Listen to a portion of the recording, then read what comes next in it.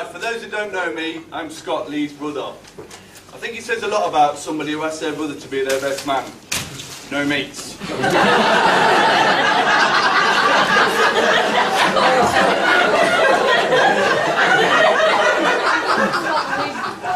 Some people have asked me if I've been on a diet, and yes I have. Only because we had to wear a top hat and I knew one of you would shout fat controller. I was very surprised when Lee told me he wanted to enter into the 3 rings of marriage. By 3 rings, I mean engagement ring, wedding ring, suffering. One of my earliest memories of Lee was him stealing my girlfriend, Dawn Robinson, when I was just 6 years old. He took advantage of a situation he himself had caused. I'll explain. You may have noticed that Lee has got a massive jaw. When my mum had her first ultrasound, the nurse said it looked like he got a coat hanger stuck in his mouth.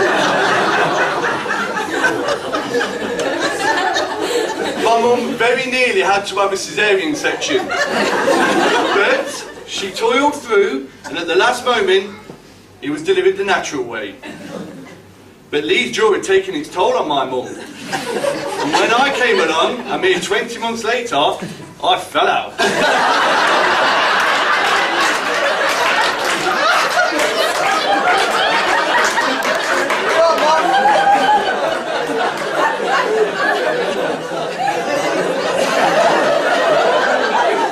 Unfortunately, I seem to have landed on my face. So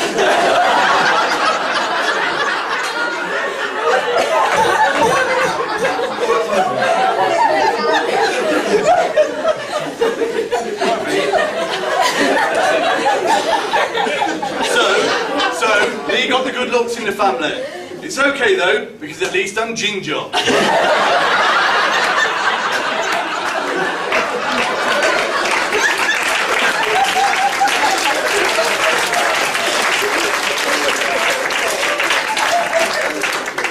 Actually, for the ginger hair, I'd just like to offer my thanks to my father.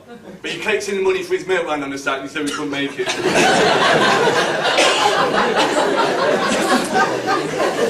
Lee's birth was actually very expensive for my dad. He had to buy all the delivery staff Ray-Bans because they'd already decided the sun was going to shine out of his arse.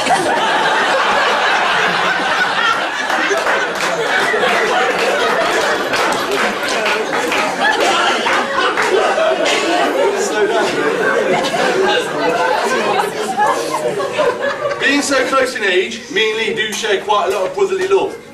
Or, as the judge referred to it, incest. We used to get up to quite a lot of mischief. We used to read the Beano and try out things that we'd read in it. One day, we'd done something naughty, and we heard our mum coming up the stairs. So, we shoved some Ladybird books down our trousers, knowing we were about to get a hiding. Lee ran to his room, for some reason I was in the bathroom. My mum stormed straight up to me, smacked my bum.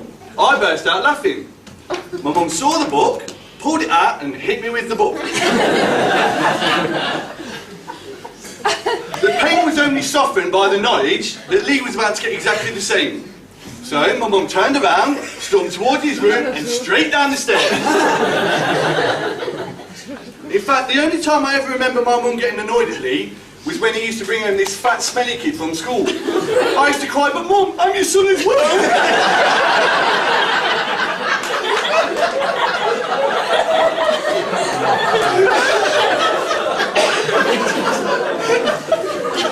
I remember one day going through all our baby stuff. We found our birth certificates. Well, Lee had a birth certificate, mine was a letter of apology from Juris.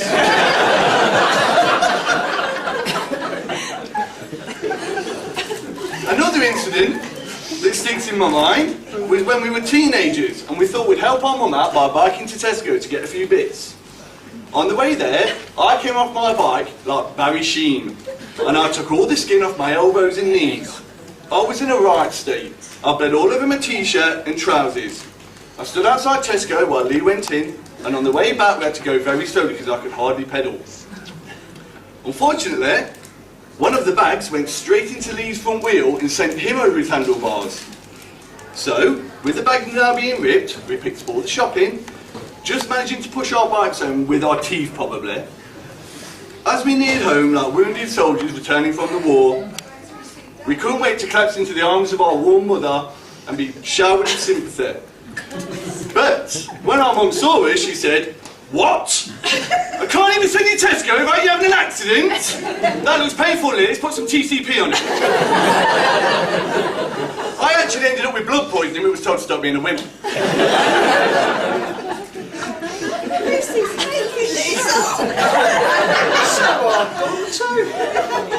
Lee carried on being clumsy when he started to go to work, falling straight into the family business, or as I call it, the easy way out. One day, my dad didn't have much work for him, so we subbed him out to somebody else. The person he was working with, and Lee, tried to lift the manhole cover with that trusty tool, the Phillips screwdriver. Lee put his hand under the lid, and the lid fell down, tearing most of his finger off. It wasn't the first time Lee had put his finger into a hole where it wasn't welcome. According to Kyla, it certainly wasn't the last. I'm sorry, everyone. This incident put Lee off working, and once his finger had healed, he got himself a job at Iceland, the frozen food shop. One of his duties, apart from refilling freezers, was to memorise the 4-digit codes that accompanied each item in the store. He used to sit at the table going, "Oh, chicken nuggets, 7694. Oh, oven chips, 5632. It was like eating with C3PO. Needless to say, this drove us mad, and I still cannot eat a meal without trying to add it all up. A few of you may know Lee from his football days. He's football mad. Kyla has asked him not to put football before their marriage. He said he won't until at least their 3rd season together. He was quite a talented player by all accounts, but had to give up due to injury. The last one was water on the knee, and the doctor prescribed some drain pipe trousers. I'm not sure if you all know how Lee and Kyla met. Lee and Kyla both have a mutual friend called Sarah, who is here today. If you'd like to put your hand up, please, Sarah. We nearly had Sarah to blame. Sarah told Kyla that she knew the perfect man for her, and told Lee that she would introduce him to the woman of his dreams. Unfortunately, those two met him paired off, so they were stuck with each other. No, seriously, they were both up for meeting each other, and it was planned for the next weekend. But that weekend, Sarah was ill and couldn't go out. But Lee and Kyla bumped into each other, met, and fell in love. It was fate. Lee has done really well to woo Kyla. She is funny, intelligent, interesting, and attractive. Which just goes to show that opposites do attract. In fact, Kyla can't wait to get back to their room tonight. Lee thinks it's for a night of passion, but Kyla just wants to log into Facebook and change the status from engaged to married. Looking at what Lee and Kyla have together makes me want to meet somebody and settle down. I've been single for so long, my socks feel like they're made out of cornflakes.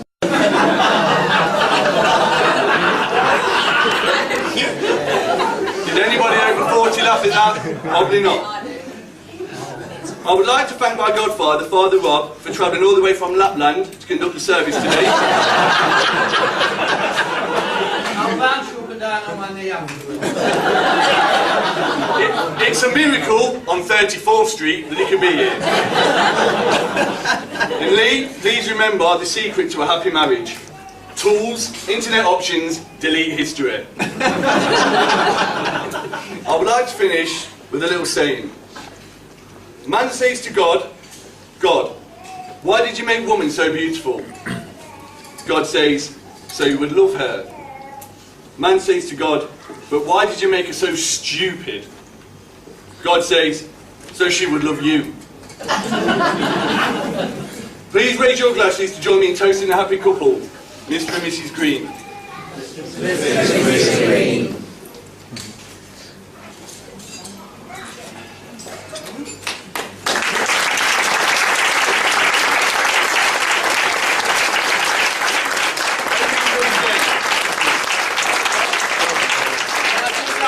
If there are any lawsuits after that, I'll give you Scott's address. Thank you very much. Has he got one? Not anymore. That was